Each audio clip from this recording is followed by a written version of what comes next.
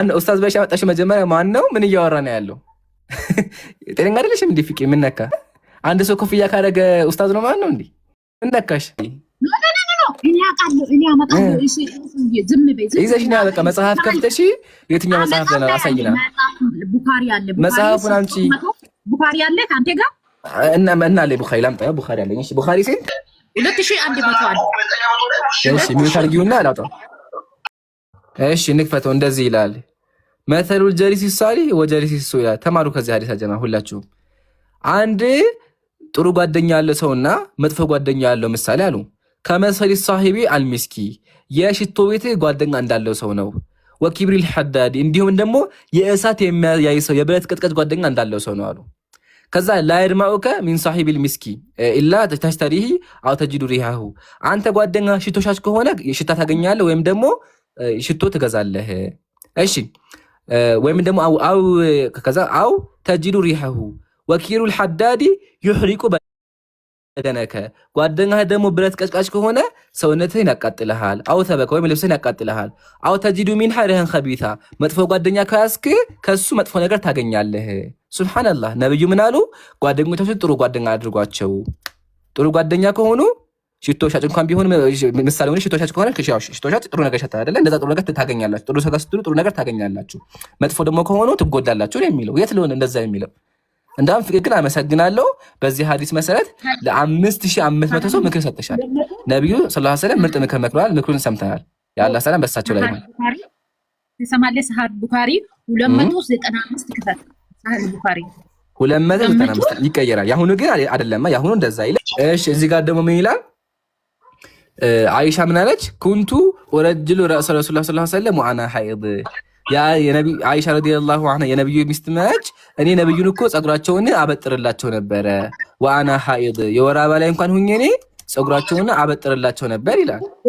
ሱብሃንአላህ ያው በአማርኛ ላድርገው። እዚህ ጋር ጎግል ትራንስሌት እንግባ። የእናንተ የክርስቲያኖች መምህራቸው እንግባ። ከዛ በኋላ እዚህ ጋር አምሃሪክ እናድርገው። ከዛ እንገልብጠው። ያው እስኪ አንብቢው።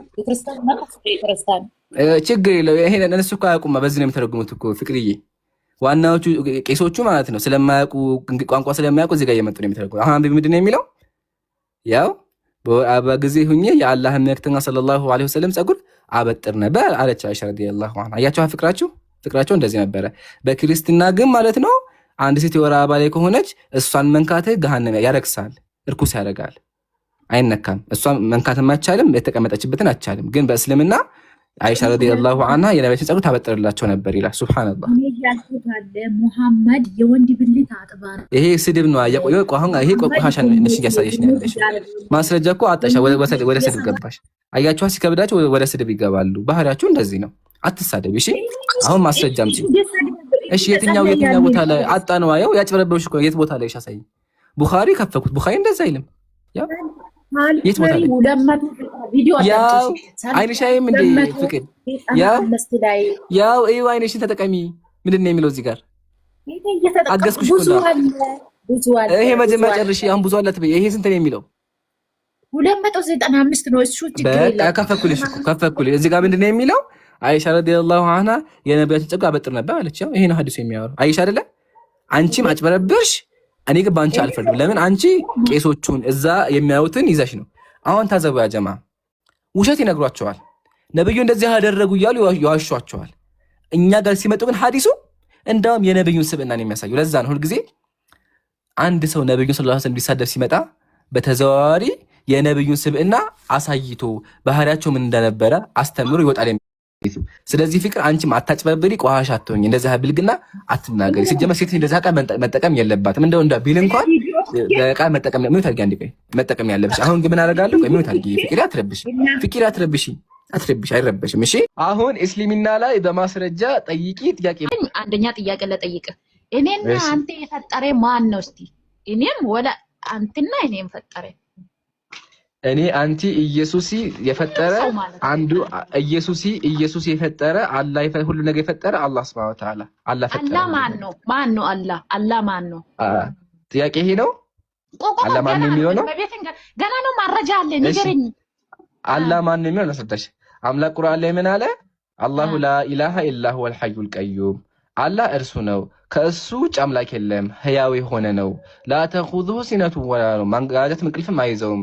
ለሁ ማ ፊስ ሰማዋቲ ወማ ፊል አርድ በሰማያትና በምድር ያሉ የእሱ ነው እሱን የፈጠራቸው አለ። ስለዚህ አላህ ማለት ሰማይና ምድር የፈጠረ ነቢያትን የላከ ኢየሱስን የፈጠረ ትክክለኛው ብቸኛው አምላክ ከእሱ ውጭ አምላክ የሌለው አካል ነው።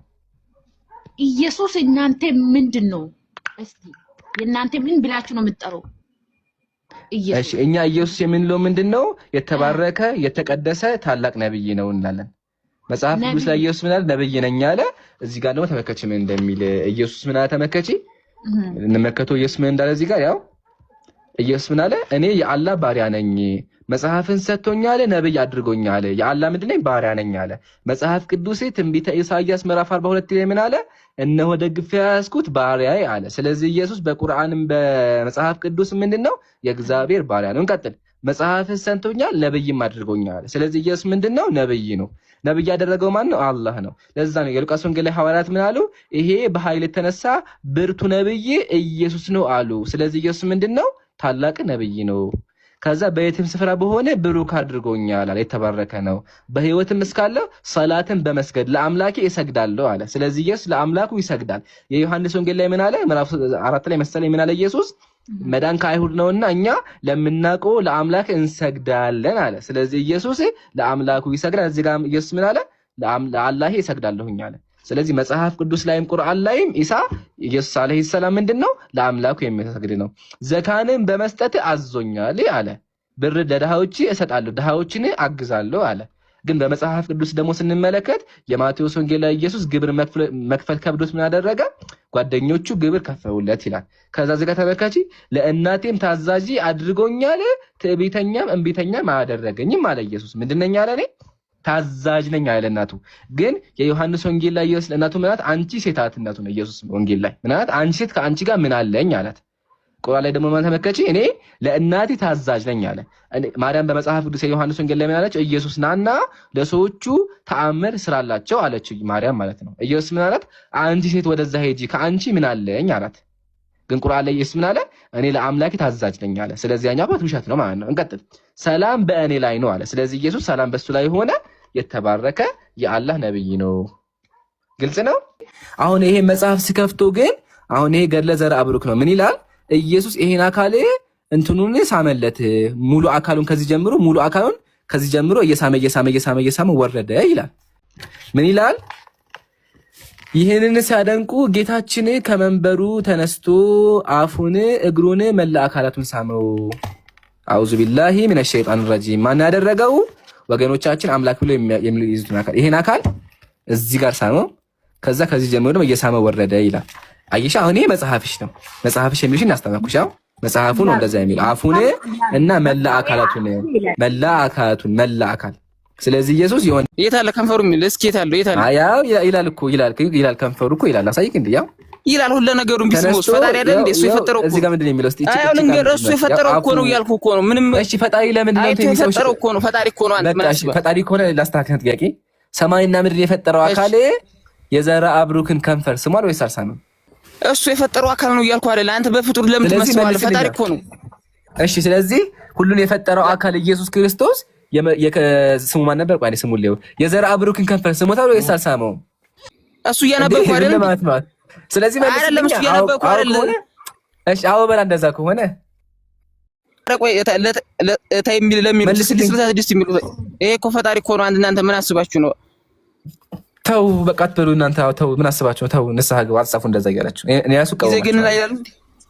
እኔ ዘገንኛል። አዎ እንዴ ሎቱ ስብሐት ቀውሱ ሎቱ ስብሐት አምላክ እስከ ክርስቶስ ሰማይና ምድር ፈጠረ ካላችሁት ለምንድን ነው ይሄን ያደረገው? እኔ ደንግጫለሁ።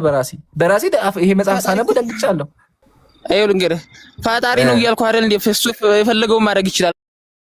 እሺ ለምንድን ነው ግን አንተም ነገረኝ። እሺ አንዴ በገና አላ ለምንድን ነው እሺ የሚፈሳው? ይሄን ብቻ መልስ እንዴ በቃ ይሄ ወደ ስድብ ገባ አይደል? እሱማ ኢየሱስ ነው። ኢየሱስ ይባል ነበር። አዎ የኛ አምላክ እንደዚህ ይባል ነገር የለም። በእስልምና አምላክ ኃያል ነው። እሺ የእናንተ ከሆነ ግን አሳይቻለሁ። አዎ ሲጀመር ኢየሱስ እኮ የኛ ኃያል ነበር። ኢየሱስ እኮ ቆይ እሺ አንዴ ስትደጋው የሆነ ቪዲዮ ላሳይ ፈልጌ እኮ ነው ሀቢቢ። የወለደችው በኋላ ካካውነው ሽንቱንም ያደርግ ነበር ላው ላይ ልክ አንድ ህፃን ልጅ እንደሚያደርገው ነው ያደገው። እሱም ሰው ነው፣ እያጠበችው ነው ያሳደገችው። ይገባል። አምላክ ሰው ሆኖ ሲደረግለት አስብ። ስለዚህ እናቱ ስታሳድገው ሊሞት ይችል ነበር። ጠብቀው እኮ እንዳይሞት አድርጋ የወለደችው በኋላ ካካውነው ሽንቱንም ያደርግ ነበር። ኢየሱስ ካካይል ነበር ነው ያለ። አሁን እሱ አይደለም ጥያቄያችን። እሱ ተምረሃል፣ አሳይቻለሁ። መጀመሪያ ይሄን መልስልን ቀውሱ። ይሄን መጀመሪያ መልስልን የኔ ቀውሱ ፕሊስ፣ ወይም ስምህን ቀይረው ፕሊስ። ቀውሱ ማት ከብዶኛል። ለማንኛውም ግን አሁን እዚህ መጽሐፍ ላይ ጥያቄ መልስልኝ መጀመሪያች መልስልኝ ሀቢቢ። ወደ ስድብ ከመግባት በፊት መጽሐፍህን መልስ። አምላክህን መጀመሪያ መልስ። ወደ ስድብ ገባ አላህ ይላል። አያችኋ አያችኋ። ይሄን ያልኳችሁ እኔ ቆይቻለሁ። ማራፍ እችላለሁ። እሺ ሳራ ሰላም ብያለሁ። ሰላምንም ብያለሁ። ሰላሙን አላ መን ተቢዐል ሁዳ። አይ እሺ ጥያቄ ነበር ወገናችን ሳራ። እሺ ጥያቄው ችግር የለም ግን መጀመሪያ እንደገባው እንደነገርኩ ነው። ወደ ገድላት ወደ ታምራት ይዛት በቃ መጽሐፍ ቅዱስ ላይ ልባ በመጽሐፍ ቅዱስ ሳልገባባ ወደ ገድላት ወደ ታምራት ይዘ መግባት በቃ ችግር የለውም። መጽሐፍ ቅዱስ ላይ እንምጣና እሺ አንደኛ ጥያቄ ምንድነው? መጽሐፍ ቅዱስ ላይ ስንመጣ ኢየሱስ አንድ ቀን ምሳ ሊበላ ተጋበዘ እና ምሳ ሊበላ ገብቶ እጁን ሳይታጠብ በቆሻሻ እጅ ይበላል። በቆሻሻ እጅ ሲበላ ማለት ነው። ሰውየው ምን አለው? ገረመው። ከዛ ኢየሱስ አንተ ደንቆሮ ብሎ ሰደበው ማለት ነው። ጥያቄ ለምንድን ነው አምላክ ኢየሱስ እጁን ሳይታጠብ በቆሻሻ እጁ የሚበላው? ሳራ መጽሐፍ ቅዱስ ላይ አገኘሁት። እሺ ወንድማችን መጽሐፍ ቅዱስ ክፍል ንገረና እንከፍት። አንተም ክፈት እናንብብ። እንደዛ የሚል የለም እንዴ? እስቲ ክፈትና እናንብብ አይሻልም? እሺ የሉቃስ ወንጌል ምዕራፍ 11 ላይ አለ። እስኪ አንብቢው አንቺ። አስቡት ቢላህ አለይኩም አንድ ሰው ምሳ ጋብዛችሁት ማለት ነው በቆሻሻ እጁ ቢበላና ከዛ በኋላ እጅህን ታጠብ ስትሉ ደንቆሮ ቢሰድባችሁ። ኢየሱስ ያደረገው ይሄን ነው። ሰው ቤት ምሳ ተጋበዘ። ምሳ ይበላ ዘንድ ተጋበዘ። ምሳ ጋብዞት እጁን አልታጠበም ነበረ። ከዛ ሲገረም አንተ ደንቆሮ አለ። ያው ደንቆሮ አለው እዚህ ጋር ሉቃስ ስንት? ሉቃስ 11:37 ሁላችሁም ስክሪንሾት አድርጉት። እሺ ይጠቀማችኋል። ከፊቸርሎ ከ35 ጀምረን እናንብብ። በት የሌለበት ብሩክ የሆነ አንድ ሙሉ ገጽ ልታነቢልኝ ነው እንዲያለሽ። ምን ነካሽ? አንድ ሙሉ ገጽ ልታነቢልኝ ነው። ከ30 ጀምረሽ ይደክመናል። እንደዛ ተይ እንጂ ፍትሃዊ ሁኚ። 15 ልጀምር። አንድ ሙሉ ገጽ ይከብዳል። ከ37 ጀምሪ። ታሪኩ 37 ነው የሚጀምረው። ከዚህ ነው የሚጀምረው ታሪኩ። እዛ ያለ ማርሱ እዛ ታሪኩ ከዚህ ነው የሚጀምረው። እሺ ቶሎ ቶሎ አንብቢ። በቃ ቶሎ ቶሎ አንብቢ። ሰዓት ቆጣ አትፍጂብኝ። እሺ ወንድማችን ትሰማለህ? እንቱ መልሱ በመጽሐፍ ቅዱስ ስላለ እዛ ልጀምርና እናብብ እያልኩ ነው። እሺ በቃ ችግር የለውም። ከ35 ጀመረሽ አንብቢ። ቶሎ ቶሎ ግን አንብቢ።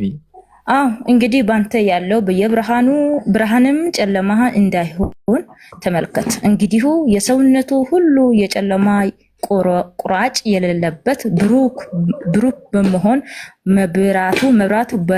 መብራት በደመቀው ብርሃን እንዲያበራ በጭራሹ ብሩክ ይሆናል። ይህንም ስናገር አንድ ፈሪሳዊ ከእርሱ ጋር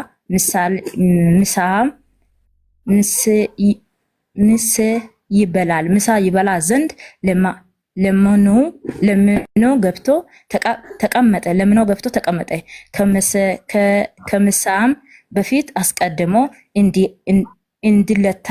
እንዳይታጠብ ባየው ጊዜ ፈሪሳዊ ተደነቀ። ጌታውም እንዲህ አለ፣ አሁን እናንተ ፈሪሳውያን በጽዋውም በጨዋታ ውጭ ታጠራላችሁ፣ ውስጣችሁም ግን ቀማኛ ክፋት መልክባታል ብሏል። እሺ አሁን እዚህ ላይ ሳሪቾ እህቴ ለካ እንዲናት አፍያም ልጦ ነበር። እሺ ያነበብሽው አልገባንም። ይቅርታ ጋር ወላሂ አልገባንም። ስለዚህ ላንብቦ ልከፍትና አንብቢ። እሺ እንደዚህ ይላል። ትልቅ ላድርግ። እሺ እንደዚህ ይላል። ይህንንም ሲናገር አንድ ፈሪሳዊ ከእርሱ ጋር ምሳ ይበላ ዘንድ ጋበዘው። ገብቶም ተቀመጠ። ከምሳ በፊት አስቀድሞ እንዳልታጠበ እንዳልታጠበ ባየ ጊዜ ፈሪሳዩ ተደነቀ። ኢየሱስ በቆሻሻ እጅ ሲበላ ፈሪሳዩ ገረመው። ከዛ ኢየሱስ ምን አለ? ጌታም እንዲህ አለ፣ አሁን እናንተ ፈሪሳውያን የጽዋውን የውጭውን ጉጭ ታጠራላችሁ፣ ውስጣችሁ ግን ቅሚያ ክፋት ሞልቶባችኋል። እናንተ ደንቆሮ አለ ኢየሱስ። ያ ደንቆሮ አለ ኢየሱስ። እዚህ ጋር ደንቆሮች የውጭውን ታጠራላችሁ፣ ውስጣችሁ ቆሻሻ ይላችኋል። ደንቆሮ አላቸው። የመጀመሪያ ጥያቄ የቱ ጋር ነው ሳራ? ደንቆሮ ያለበት የቱ ጋር ነው? ያው እዚህ ጋር 40 እናንተ ደንቆሮዎች የውጭ ፍጥሮ የውስጡንም ደግሞ አልታጠቡም። እሺ ምን ማለት ፈልገው ነው እዚህ ላይ ጌታችን መድኃኒታችን የመጀመሪያ ጥያቄ ኢየሱስ ደንቆሮ ብላችኋል ወይስ አላቸው? ቆይ ወንድሜ ላውራ። ቆይ የመጀመሪያ ጥያቄ ኢየሱስ ደንቆሮ ብላችኋል ወይስ አላቸውም? ወንድም አለም አንተ ሁላ መልስ ልመልስ ስል አፈ ውስጥ ትገባለና መልሽ እና ሳራ ቃል መልሽና ከዛ ደግሞ ታወራለሽ። እሺ አሁን እዚህ ጋር መድኃኒዓለም ደንቆሮ ያለው ማንን ነው? እኩል ይመልስ እያልኩ ነኝ እኮ ነገርኛ እገሌም በኝ ለመነሳ መልሽ። አሁን ሳራ ያንቺ ባንክ ለብሻለ ደው ልጅ የታየብሽ ነው። ልጅ የታየብሽ ነው። ጥንቃቄ አድርጊ። እሺ ፈሪሳውያን በቃ ደንቆሮ ብላችሁ አይደለ? እንደሱ በቃ ደንቆሮ ብላችሁ አይደለ? እሺ ፈሪሳውያን ብያለሁ እኮ አሁን ልመልስ መልስ ሰምተሃል አይደለ? አሁን ሰምተሃል። ከዛ አንድ ብቻ ይቀራል። ኢየሱስ ይሄን ሰው ደንቆሮ ያለው ምክንያቱ ምንድን ነበረ እኮ? ምክንያቱን ልመልስ ምክንያቱን ልመልስ ንገረኝ። እዚህ ጋር መጽሐፉ የሚለው ምንድን ነው? እንዳልታጠበ አይደል? ምክንያቱን ልመልስ ንገረኝ። ምክንያቱ ይሄ ነው በይ። እሺ ልመልስ። እሺ እንደዛ ከሆነ ስማ። እሺ ምክንያቱ ልመልስልና ስማ። አንደ ስማ። ትስማለህ? ቀጥ በቃሽ። ደስ ይበልሽ። እሺ ጌታችን መድኃኒታችን ኢየሱስ ክርስቶስ ብዙ ጊዜ በምሳሌ አስተምሮናል እና በምሳሌ አንስቶ ጌታችን መድኃኒታችን ለእንትኑ ቤት ምሳ ተጋብዘው ጊዜ እጁ አልታጠበ ይላል እዛ መጽሐፍ ቅዱስ ክፍል። እጁ ያልታጠበበት ምክንያቱ ምን እንደሆነ በምሳሌ ለማስተማር ፈልጎ እንትኖቹ ለምሳሌ ማስተማር ፈልጎ ነው። አሁን ምንድነው እዚህ እንትን ቆይ ከሱ ጋር ያለው ፈሪሳውያን ብዙ ጊዜ አይሁዶች ናቸው። ፈሪሳውያን ብዙ ጊዜ እንትኑ የማይቀበሉ ሰዎች ናቸው እና ጌታችን መድኃኒታችን ኢየሱስ ክርስቶስ እጁ ያልታጠበበት ምክንያቱ እነሱ ለማስተማር ሰው ውጭው ብቻ ታጥቦ ውስጡ ስለማይታጠብ ለማሳየት ፈልጎ እናንተ ውጭ ብቻ ተታጥባላችሁ ውስጡ ግን ለእናንተ ቆሻሻ ነው ብሎ ለማስተማር ፈልጎ ጌታችን መድኃኒታችን ኢየሱስ ክርስቶስ እጁ አልታጠበም ይላል መጽሐፍ ቅዱስ ክፍል ውስጥ እና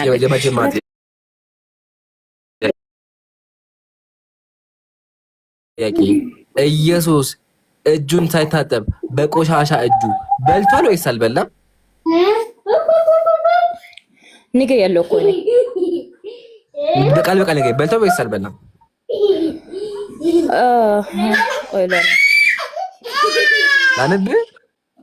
አላነበብሽውም እንዴ?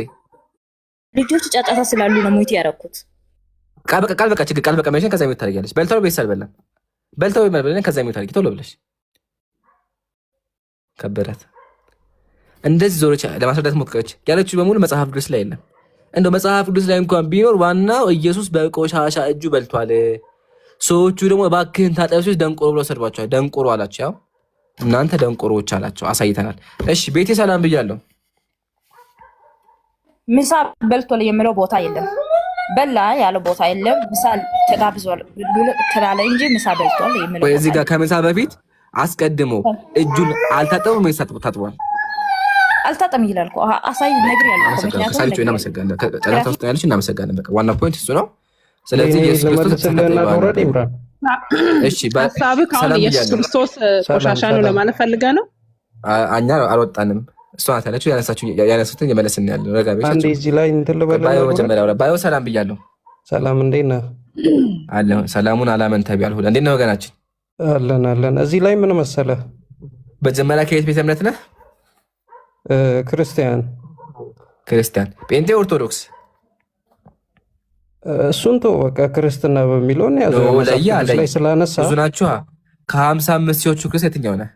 ክርስትና መሆን አይቻልም እንዴ? ክርስትና አይ እኔ ጴንጤ አሁን ኦርቶዶክስ ልጅቱ ያስረዳ እንትን ስትል የነበረው ልንገርህ ብዬ ነው። አንተ ኤቢ ነህ እንዴ? መጀመር ኤቢ ነህ? ኧረ አይደለሁም። ማን ነው እንደዛ? ማን ነው እሱ? አይ በቃ ተው፣ ተረጋግተናል። እሺ አሁን ለይልኝ እንዴ መሰለህ፣ ጴንጤም ኦርቶዶክስም ካቶሊክም ኦርቶዶክስ ቅባት ኦርቶዶክስ ካራ ሉተራን ካልቪኒስት በጣም ብዙ ናቸው። በጣም ብዙ ክርስትና እኮ አልኩ እኮ ኢምራን። የትኛው ክርስትና? ኧረ እባክህ ክርስትና ሃይማኖት አይደል እንዴ? ኧረ እባክህ ወላሂ ብዙ ነው። የትኛው ክርስትና? ጴንጤ ኦርቶዶክስ ካቶሊክ አለ። እኔ በቃ ክርስቲያን ነኝ እኔ በመጽሐፍ። እሺ የትኛው መጽሐፍ የምታምነው? በየትኛው መጽሐፍ የምታምነው? ይለያያል። ምረጥ ከነዚህ መጽሐፍ ቅዱሶች 5 አለ፣ ከ5ቱ ምረጥ። እኔ አሁን እዛ ጋር የደረደርካቸውን ይሄ ነው ብዬ ከፋፍዬ ላልነግርህ እችላለሁ። ይለያያል። ይሄኛው ከዚህ ይለያል፣ ይሄኛውም ከዚህ ይለያል፣ ይሄኛውም ከዚህ። የትኛውን ነው የምትቀበለው አንተ? በየትኛው መጽሐፍ ላውራ? ኧረ እባክህ ኢምራን ተው። እኔ ክርስቲያን ብያለሁ እኮ።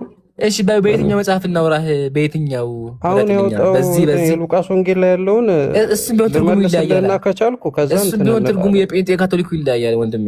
እንደው ምን ነከባከለ እምነትህን መለየት ከበደ ወይስ ታፍርበታለህ እምነትህን? እሺ ኧረ እንደዛ ሳይሆን በቃ እሺ ወይ እንደዛ ካልክ እኔ ብመልስ ደስ ይለኛል። ልጅቱ እንትን ያለችውን መጀመሪያ ምንድን ነህ? ካልሆነ እሺ ይቅር። መጀመሪያ ጴንጤ ነው ወይስ ኦርቶዶክስ? ለያሱ ነው ሐቢቢ። ምን ነካ? እምነቴ ነካ ያሳፍራል። ክርስቲያን ነኝ አልኩ አይደል እንዴ? ይለያያል ክርስትና 45,000 ክርስቲያኖች ምድር ላይ አሉ።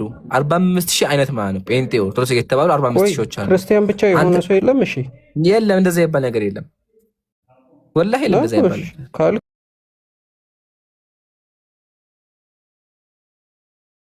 ሉተራ ምናምን ነው ያለው። ኦርቶዶክስ ቅባት፣ ኦርቶዶክስ ካራ፣ ኦርቶዶክስ ተዋህዶ፣ ኦርቶዶክስ ተሐድሶ ምን በቃ ክርስቲያን ብቻ እኮ አለ። ክርስቶስ ይለያያል። እዚህ ጋር ያለው ክርስቶስ አማራጭ ነው። ክርስቶስ ይለያያል። እዚህ ጋር ያለው ክርስቶስ አማራጭ ነው። እዚህ ጋር ያለው ክርስቶስ ፍጡር ነው። እዚህ ጋር ደግሞ ያለው እንትን ነው፣ ፈራጅ ነው። ወይ ጉድ! ኧረ ኢምራን እባክህ አሁን መጽሐፍ ቅዱስ ላይ ያነሳ ሆነ ኤቢ ያለ አይደለም እንደዛ ይባል ነገር የለም። አዳምጠኝ። እዚህ ጋር ያለው ኢየሱስ እንኳን እንዳትለኝ ማለት ነው። እዚህ ጋር ያለው ኢየሱስ አማራጭ ነው። እዚህ ጋር ደግሞ ያለው ፈራጅ ነው። እዚህ ጋር ደግሞ ያለው ፍጡር አምላክ ነው በሚለው ነው ማምነው። ስለዚህ በየትኛው መጽሐፍ ቅዱስ የትኛው? ስንት አይነት መጽሐፍ ቅዱስ አለ ኢምራን? ቁጥር እዚህ ጋር ስንት ይታያል? 1 2 3 4 5። ኧረ እባክህ ተው። ወደ እንትኑ ወደ ቶፒኩ ብትወስደኝና ብመልስ ደስ ይለኛል። ካልሆነ በቃ እንለያየ። ለመጨረሻ ጊዜ የምጠይቀህ እሺ አንተ ደስ የሚልህ ኦርቶዶክስ ብልህ ነው። ኦርቶዶክስ ነኝ። እሺ ኦኬ፣ ያ በቃ ወጣ ኦርቶዶክስ እንዴ ሄዳክም እንደደከመ ኦርቶዶክስ ነኝ። በእምነት አትፈርሽ። አንድ ነገር ልንገርህ። ኖ ማፈር እኮ አይደለም። አንድ ምክር ልምከርህ። ለሰው መናገር የሚያሳፍር ቦታ ላይ ካለህ እዛ ቦታ አትገኝ። በቃ ኦርቶዶክስነትህ ከብዶሃል መናገሩ። ስለዚህ ለይ ቶሎ ራስን ልመልስልህ። አሁን ወደ ጥያቄው እንመለስና የሉቃስ ወንጌል ላይ ከሉቃስ ወንጌል ጀመርልህ ምረጥ አንተ። ወይ የሉቃስ ወንጌሉን ስላዳመጥኩት እኔ ይገባኛል ልንገርህ። እሺ የሉቃስ ወንጌል የመጀመሪያ ጥያቄ፣ ኢየሱስ እጁን ሳይታጠብ በልቷል ወይስ አልበላም? በልቷል። አመሰግናለሁ። ከዛ ሰውየውን ደንቆሮ ቦታ ወይስ አላለውም? ብሎታል። አመሰግናለሁ። ተመልሶልኛል። ስለዚህ አምላክ ሰዎችን ደንቆሮ ይል ነበረ። ሁለተኛ ደግሞ ሳይታጠብ ይባ ነበር፣ ቆሻሻዎች ይባ ነበር። አመሰግናለሁ። አሁን ቀጥል አንተ አውራ፣ አስረዳ። ደቂቃ ሰጥቻለሁ። በጣም አመሰግናለሁ ኢምራን። እውነት ለመሰለህ ይኸውልህ አሁን የሉቃስ ወንጌል ምዕራፍ 11 ከ37 ጀምሮ እስከ 40 ምን ይላል? እድሉን ስለሰጠኝ ቴንኪው በጣም እና 37 ላይ ይህንንም ሲናገር አንድ ፈሪሳዊ ከእርሱ ጋር ምሳ ይበላ ዘንድ ለመነው፣ ገብቶም ተቀመጠ ይላል። 38 ላይ ሳይታጠብ አስቀድሞ ምሳ እንደበላ ፈሪሳዊ ባየ ጊዜ አደነቀ ይላል። ከዛ 39 ላይ ጌታም እንዲህ አለው፣ እናንተ ፈሪሳውያን የጽዋውንና የወጭቱን ውጭ ታጠራላችሁ፣ ውስጣችሁ ግን ቅሚያና ክፋት ሞልቶበታል አላቸው። 40 ላይ ደግሞ እናንተ ደንቆሮች ውጩን የፈጠረ ውስጡን ደግሞ አልፈጠረምን ብሎ ጠየቃቸው። 37 ላይ ስለ ምሳ ግብዣ የሚያወራው ምንድን ነው? አንድ ፈሪሳዊ ከእርሱ ጋር ምሳ ይበላ ዘንድ ያው ለመነው፣ ገብቶም ተቀመጠ። ፈሪሳዊ ብዙውን ጊዜ የኢየሱስ ተቃዋሚዎች ነበሩ። ነገር ግን ይህ ፈሪሳዊ ጌታን ለምሳ ያው ጋበዘውና ስለዛ ነው የሚያወራው። ኢንቨስት ዲቴል አልሄድበትም። 38 ላይ ሳይታጠብ አስቀድሞ ምሳ እንደበላ ይላል። ልጨርስ። እዚህ ላይ ሳይታጠብ የሚለው ቃል ይኸውልህ ለንጽህና እጅ የመታጠብ ጉዳይ አይደለም አንደኛ። ሁለተኛ አይሁድ ከምግብ በፊት እጃቸውን እስከ ክርናቸው ድረስ በልዩ ስርዓት የመታጠብ ልምድ ነበራቸው እና ምን ሊያስተምራቸው ነው ኢየሱስ ይህንን ያደረገው? ወይም የሃይማኖት ባህል ነበራቸው አይሁዳውያን። ይህንን ካላደረጉ እንደ ኃጢአትና እንደ ርኩሰት ይቆጥሩት ነበር አይሁዳውያን። ስለዚህ ክርስቶስ ምን አደረገ? ይህንን የሰዎች ስርዓት ሆን ብሎ ምን ለማለት ለማፍረስ የእነሱን ስርዓት ሳይታጠብ ወደ ማዱ ቀረበ። ፈሪሳዊውም ይህንን አይቶ በልቡ ተገረመ ይላል። ተገረመ። 39 ላይ የክርስቶስ ጠንካራ ምላሽ ምንድን ነው? ጌታም እንዲህ አለው፣ እናንተ ፈሪሳውያን የጽዋውንና የወጭቱን ውጭ ታጠራላችሁ፣ ውስጣችሁ ግን ቅሚያና ክፋት ሞልቶበታል አላቸው። ይሄ ነው ዋናው ኮንሰፕት። አሁን ኢምራን ጌታ የፈሪሳዊውን የልብ ሐሳብ ስላወቀ በቀጥታ ወደ ዋናው ቁም ነገር ገባ። ይኸውልህ ሲያሰማቸው ይኸውልህ ልጨርስሽ፣ መድገም አይደለም አሁን 10 ሰከንድ። እናንተ ለምግብ የምትጠቀሙበትን ኩባያ ወይም ጽዋ እና ሳህን ውጩን ብቻ ታጥባላችሁ፣ ውስጡ ግን የቆሸሸ ነው። ይህንን ሊያስተምራቸው ስለፈለገ ነው። ክርስቶስ እኮ በደንብ ነው ያስተማራቸው። በተመሳሳይ መልኩ ደግሞ እናንተ እጃችሁን በመታጠብ ውጫዊ ማንነታችሁን ጻድቅ ታስመስላላችሁ፣ ልባችሁና ውስጣችሁ ግን በስግብግብነት ወይም ቅሚያ ይለዋል እና በክፋት የቆሸሸ ነው አላቸው። ሰዓት በቃ ይበቃል። ከዛ አሁን አንደኛ በዚህ ሐሳብ ብቻ ምንድን ያደረከው? ኢየሱስ ሰዎችን ፈተና ለመፈተን ብሎ ሳይታጠብ ይበላ ነበር ማለት ነው። ደንቆሮ ብሎ ይበላ ነበር እኮ አይደል? አታቋርጥ ፕሊስ እባክህ፣ ሳውራ አታቋርጥ።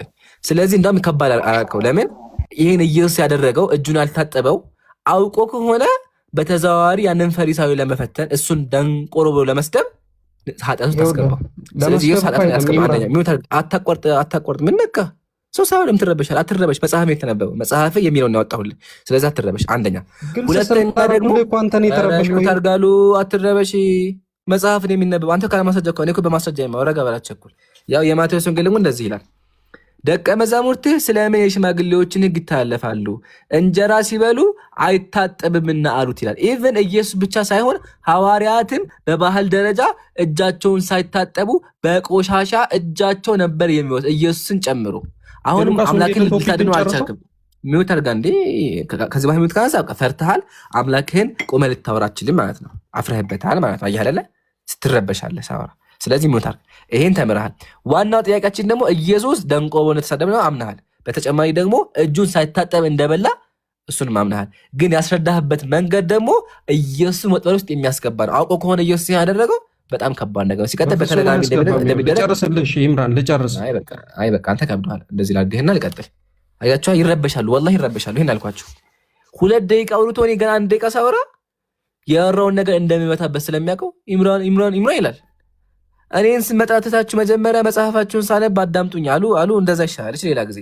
አሁን ደግሞ አንድ ነገር ልጨምር። ተመልከቱ። እንደዚህ ይላል፣ ክብር ይገባውና ጌታችን ኢየሱስ ክርስቶስ ያየው ዘንድ የተገባ ሆኖ ነበረ። ጌታችንም ብዙ ጊዜ ከእርሱ ጋር ይገለጽለት ነበር፣ ከእርሱ ይናገር ነበረ። እግሩን አጥቦ እጣቢውን ይጠጣው ነበረ። የእግር እጣቢ ይጠጣ ነበረ። ከዛሳ በአንዲት ቀንም የመድኃኒታችንን እግሮቹን አጥቦ ግማሹን ጠጥቶ ያይናቃ። ስለዚህ ኢየሱስ እግሩን አጥቦ ራሱ ያስጠጣ ነበር። ደውሉ ቢላህ። ቆይ ምንድን ነው የተከናወነ ያለ? እግር እጣቢ ከባድ ነው። እሺ ባለማህተቡ ተመልሰሃል። ሰላሙን አላ መን ተቢዐል ሁዳ። ከየት ቤተ እምነት ነው ገናችን? ኦርቶዶክስ ተዋህዶ ነኝ። ጥያቄ ነበረኝ። አንድ መጀመሪያ ጥያቄ መልስልንም። አይ አጋጣሚ ለጥያቄ ነበር። አንድ ጥያቄ የተያዘ ነበረኝ፣ እሱ ለመጠየቅ ፈልጌ ነበር። ችግር የለውም። ግን ይገርምሃል፣ አሁን የተነሳ በጣም አንገብጋቢ ፖይንት አለ ስለ አምላክህ መጀመሪያ አስረዳና ከዛ ትጠይቃለህ። እንደዛ ይሻላል ተወዳች። አይ ምክንያቱም የአጋጣሚ እንትን ያልኩ ያየሁት ነበርና ያልገባኝ ነገር በእስልምና አንድ ጥያቄ ነበረኝ። አዎ አንተ ያልገባ እስልምና፣ እኛ ደግሞ ያልገባ አምላክ ላይ ነው። ስላሴ ያልገባን ነገር አለ። መጀመሪያ ስላሴን አስረዳና ከዛ ትጠይቀናለህ እኮ። ለመጀመሪያ ወይስ አልችልም በልና በቃ አላቅም በልና እንቀጥል። የማችል ከሆነ እኮ ላስረዳህ ነው እንዲያዳምጠኝ። ስለ ሃይማኖት እስልምና ትክክለኛ እምነት ነው ክርስትና አይደለም ያልከ አይደለም የምታስተምረው ስለሆነ ስለ እስልምናውን ለማወቅ ነበርኩ ልጠይቅህ ያልኩህ እኮ ለዛ ነው። በቃ ችግር የለውም ጠይቅ። ግን በተዘዋዋሪ ባለማህተቡ አምላክ ላይ ልታወራ ፈቃደኛ አይደለህም ማለት ነው። ለምን አምላክ መጽሐፍ ቅዱስ ላይ ያለው አምላክ ትክክል አይደለም ብዬ ማስረጃዎች አቅርቤ በቃ ችግር የለውም ጠይቅ በቃ። እሺ ስለተፈቀደልኝ አመሰግናለሁ። ሃይማኖት እስልምና ከመሐመድ በፊት ነበረ አልነበረም? ከመሐመድ በፊት ማለት ነው። ነበረ። ነብዩ መሐመድ የእስልምና የመጨረሻ ነብይ ናቸው እንጂ የመጀመሪያው ሰው ወይም የመጀመሪያው ነብይ አልነበሩም። የመጀመሪያው ሙስሊም የመጀመሪያው ነብዩ አዳም ነው። ስለዚህ እስልምና ከነብዩ በፊትም ነበረ። በማስረጃ አሁን ልታሳየኝ ትችላለህ? ከምን ላምጣልህ ማስረጃ? ያው አንተ ከምን ላምጣልህ? ያው ከነብይ መሐመድ በፊት ነበረ ነቢያቶች ነበሩ ማለት ነው። ስለ እስልምና እንዴት አይደለም ሰብኩ። እሺ ማስረጃ። እሺ ልጀምር ለማስረጃ። መጀመሪያ ከአብርሃምን ጀምር። ከአብርሃም ስንጀምር ሱረቱል በቀራ ቁጥር 131 እንደዚህ ይላል። ጌታው ለአብርሃም ለእርሱ ይላል ታዘዝ ባለው ጊዜ መረጠው። ሙስሊም ኢስላም መታዘዝ ማለት ነው። እሺ ሙስሊም ሁን አለው። አብርሃም ምን አለ? ለዓለማቱ ጌታ ታዘዝኩኝ አለ። ስለዚህ ኢብራሂም ምንድን ነበረ? ሙስሊም ነበረ።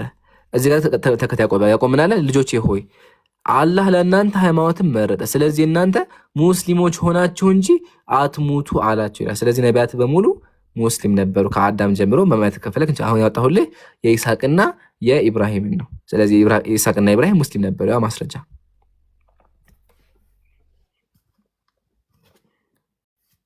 ይሄ ማስረጃ ከቁርአን ነው አይደል? አዎ ከቁርአን ነው። ከመሐመድ በፊት ነበረ ማለት ነው። ቁርአን ከነብዩ መሐመድ በፊት አልነበረም፣ ወደ ምድር አልወረደም። እና ታዲያ ኦኬ እሺ ጥሩ። ከቁርአን ከነብዩ መሐመድ ካልነበረ ከሱ በፊት ካልነበረ እንዴት ታዲያ ከሱ በፊት ላይ የነበሩትን መግለጽ ጀመረ? አምላክ ነው የተናገረ ያለው። ቁርአን እኮ የፍጡር ቃል አይደለም፣ የአምላክ ቃል ነው። ምሳሌ የሰማይና ምድር መፈጠርን የአብርሃም መፈጠር እግዚአብሔር የተናገረው አብርሃም ከነበረ ከብዙ ሺህ ዓመታት በኋላ ለሙሴ አይደለ? በአብርሃምና በሙሴ መካከል ብዙ ዓመት አለ። ስለዚህ አብርሃምን የፈጠረው ነብይ አብርሃም የፈጠረው አምላክ ስለ አብርሃም ለሙሴ ከብዙ ሺህ ዓመት በፊት በኋላ ተናገረ አይደለ? እንዲሁም አምላካችን አላህ ሱብሓነሁ ወተዓላ አብርሃምን የፈጠረው አምላክ ስለ አብርሃም ታሪክ ለነብዩ በሳቸው በኩል ነገረም ማለት ነው። አያ ስለዚህ ተናጋሪው አምላክ ነው። ዋናው እየተናገረ ያለው አምላክ ነው። አንተ እንዳልከው ሰው ተናግሮ ቢሆን ትክክል ነው። ቁርአን የተናገረው ሰው ሳይሆን አምላክ ቃል ነው። እኔስ ይሁን ብዬ ልስማማልህና እና ታዲያ ከቁርአን አይጋጭም ይሄ ያመጣው? አሁን ነብይ መሐመድ እኮ ቃል በቃል የመጀመሪያ እስላም ነኝ ይላል። ወላሂ ይላል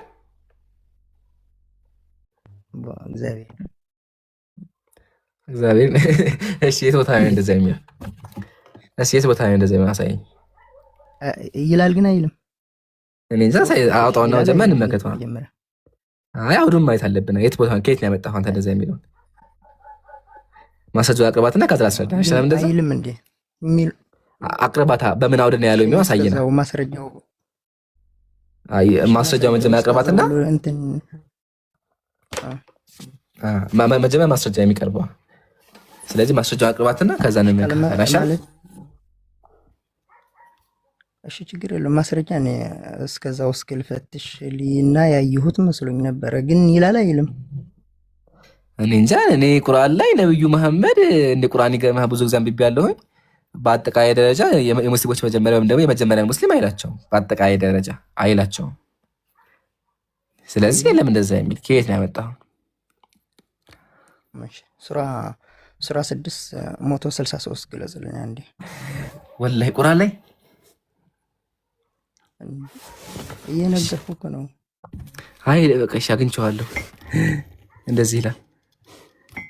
እኔ እስቲ ለእርሱ ተጋሪ የለውም። እሺ የለውም። በዚህ ማውጣት ታዘዝኩኝ እኔም የሙስሊሞች መጀመሪያ ነኝ አንተ ይላል እና ይላል አይልም ይላል እና ሰጣደ አይልም አላልኩም እንዴ? እኔ እኮ መስቀኝ መሰለ ባለማታው በጣም ያስቀኝ ነገር ልንገራችሁ እዚህ ጋር ሱብሃንአላህ የሚያስበኝ ሁልጊዜኛ ከክርስቲያኖች ብዙ ስቴፕ ይቀርመናል። አሁን የጠየቀውን ጥያቄ እኔ ጩጭ እያለሁ ገና ከብዙ ከአመት በፊት ይታያል። መልሱን አዘጋጅቼ በፋይል ደረጃ አስቀምጨዋለሁ። እና አሁን እሱ ምንድነው ወጥመድ ሰራ። ወጥመድ ምንድነው? መጀመሪያ ጠየቀኝና ይላል ወይስ አይልም አለኝ። አላቅም ስለው ምን አደረገ?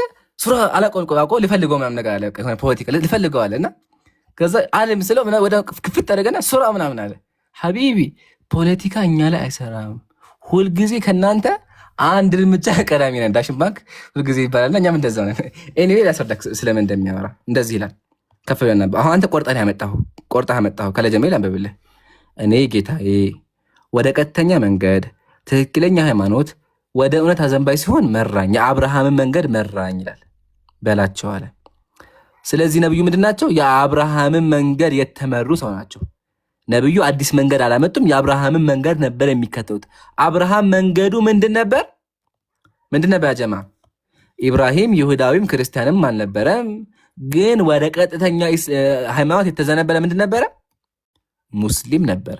ስለዚህ አንተ ባመጣኸው አንቀጽ እንኳን ነብዩ የመጀመሪያ ሙስሊም አይደሉም። ተገዘብካ?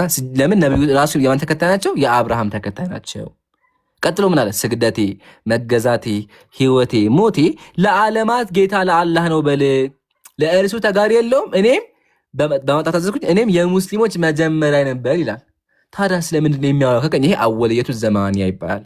አንጻራዊ መጀመሪያ ይባላል። ማለትም አሁን በወረደው አንቀጽ አሁን በወረደው ቁርአን ለመጀመሪያ ጊዜ ያመንኩት እኔ ነኝ ማለት ነው። ይገርምሃል ሙሴ ራሱ የመጀመሪያ ሙስሊም ነበረ። ማስረጃ ቁርአን ላይ ተመልከት ምን እንደሚል ቁርአን። ወደ አንተ ተመለስኩ ሙሴ ምን አለ? ወደ አንተ ተመለስኩኝ እኔ የምእመናን መጀመሪያ ነኝ። እዚህ ጋር በቅንፍ ነው ያው ማስረጃ ይሄ እንዲገባቸው የተጨመረበት ምንድን ነው የሚለው? ወደ እናንተ ተመለስኩኝ እኔም የምእመናን መጀመሪያ ነኝ። ወአና አወሉል ሙእሚኒን የሙእሚኖች አወል ነኝ መጀመሪያ ነኝ። ማን? ሙሳ። ታዲያ የመጀመሪያ አማኝ ሙሳ ወይስ መሐመድ? አይደለም። ሙሳ በተላከበት ማህበረሰብ በወረደለት መጽሐፍ ያመነ የመጀመሪያ ሙስሊም ነበረ። ነብዩ መሐመድም በተወረደው ቁርአን ያመኑ የመጀመሪያ ሙስሊም ነበሩ። በዘመናዊ አሁን ባሉበት ዘመን አንጻር ማለት ነው። ማስረጃ ያው ተፍሲር አልቁርአን አልዓዚም ምን ይላል? ወአና አወሉል ሙስሊሚና ሚን ሃዚሂ ልኡማ እኔ ከተላኩበት ማህበረሰብ የመጀመሪያ ሙስሊም ነኝ ማለት ነው። ስለዚህ አዎ ነብዩ ሰለላሁ ዐለይሂ ወሰለም ከተላኩበት ማህበረሰብ አንጻር ምንድን ናቸው? የመጀመሪያ አማኝ ናቸው። አሁን ይሄ መልሳችን ነው። በተዘዋዋሪ ደግሞ ልጠይቅህ። በተዘዋዋሪ ነበረ ሳይሆን እኔ የመጀመሪያ እስላም ነኝ እያለ እኮ ነው ያለው እዛ። እኔ የመጀመሪያ እስላም ነኝ ሆነ። ግን አልሰማኸኝም? እስካሁን አውሮት አልሰማህም? ጆሮ እንትን ምክንያቱም እስከምትጨርስ ድረስ መሀል ላይ እንዳልገባብህ ብዬ ነው። እሺ አሁን ምን አልኩኝ? ያልጠየቁህን ጥያቄ ነበር ስትመልሰው። እሺ ምን አልኩኝ? ያልኩትን ድገምልኝ እስኪ አንዴ። ምን ብዬ መለስኩልህ?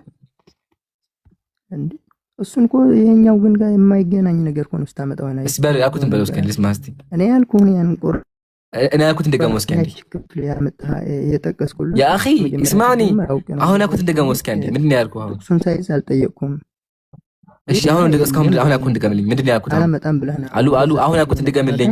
መጀመሪያ አልጨርስና ከዛ በኋላ ኖ አሁን ያልኩትን ድገም። ምን ብዬ መለስኩልህ? ምንድን ነው የሚያወራው? ከማን ጋር የምታወራው? ምንድን ነው ከኔ ጋር የምታወራው? ከማን ጋር ነው?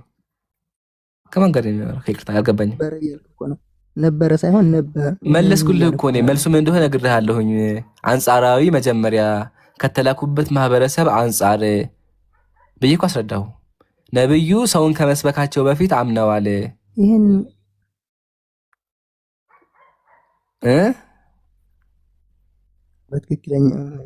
በትክክለኛ መልስ ነው እና እዛ መልሰኝ አምጣው። አሁን ምንድን ነው ያልኩት? ደጋሞ እስካሁን ያልኩት አንዴ እስኪ በላት አንዴ። አልሰማም ወላ አልሰማም። ምን ልበል ትለኛለህ እንዴ? አይሰማም እንዴ? አማርኛ ኢምቢኩ አማርኛ እንትን እንጅርታን ይባል ምንድን ነው? አይገባም አማርኛ። ችግር የለውም። አማርኛ ሲጀመር እሰማለሁ፣ ያው ይገባል ብዬ አስባለሁ። ብዙም ባልናገር። እሺ አማርኛ ከገባ አሁን ምን ብዬ መለስኩልህ? እስኪ መልሱን ድገመው። የመለስከውን መልስማ ያልሆነ መልስ ነው። ዝም ብለህ ዘል ድገመው። እሺ ያልሆነ ቢሆን ባኩ ድገመው እስኪ። እሺ ያልሆነው መልስ ድገምልኝ። ምን ብዬ መለስኩልህ? እኔ የመጀመሪያ እስላም ነበር። ይሄን ብቻ ነው ያልኩት። እሱ የሚለው ደግሞ ይሄን ብቻ ነው ያልኩት። ይሄን ብቻ ነው ያልኩት።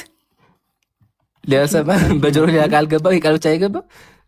ኧረ ታችኛው ክፍል ተወው። ታችኛው ሳትወርድ እዛ ኖ ሙሉ ያልኩትን ንገረኝ እኮ ነው ያልኩት። ይሄን ብቻ አይደለም ያልኩት። ያልኩትን ሙሉ በለው እስኪ አንዴ።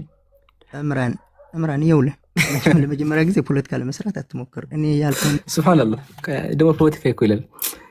አያችሁ ያ ጀማ፣ ይህ ሁለት ነገር ነው። ኢማ እውነቱን እያወቀ አንድ ሰው ጆሮውን እየዘጋ ነው ያለው፣ ወኢማ ደግሞ የተዘጋ ሰው ነው፣ ሰይጣን የያዘው ሰው። እንደዛ ያሰው ያልኩትን እንድገምልኝ ሲለው ያልከውማ ይለኛል። እሺ ያልኩት ምንድነው? የለም መልስ እኮ ያልኩት ጆሮ አቀደ አንድ ልድገምልህ ነበር እኮ ነው የምትለው። ነበር ብቻ ያልኩት ነበር ብቻ ያልኩት ነበር ብቻ ያልኩት ያልኩ ይሄ እስካሁን አውርቼ 2 ደቂቃ አውርቼ ነበር ብቻ ያልኩት። መጀመሪያ ለምን እስከ አንድ ደቂቃ ባለማተው አሁን ያወራሁት ከ2 ደቂቃ በላይ ነው። 2 ደቂቃ ሙሉ ያወራሁት ነበር የሚል ቃል ብቻ የሰማኸው። እኔ ያልኩ ያን የጠየቁ መጀመሪያ እሱን መልስልኝ። ያን ነበር የሚለውን ነገር መጀመሪያ ለምን ነበር ነኝ እያለ ነበር ለምን አልከው? ከየት አመጣው ነው ያልኩ እኮ። ይሄን መልስልኝና ከዛ በኋላ ከታችኛው እንወርዳለን። እሺ ያ ደስ እንዲልህ በቃ አንተ ደስ እንዲልህ የሚለው ነኝ ነው ሲጀመር ነበርም አልኩ ነኝ በቃ ተይቀጣ ብዬ ነው ተይቀጣ። ያው ችግር የለውም ከተቀበለ አሁን መልስልኝ። እኔ በትግስት ያው ነው በዚህ አክቹዋሊ አንተ እሺ አሁን መልስልኝ በቃ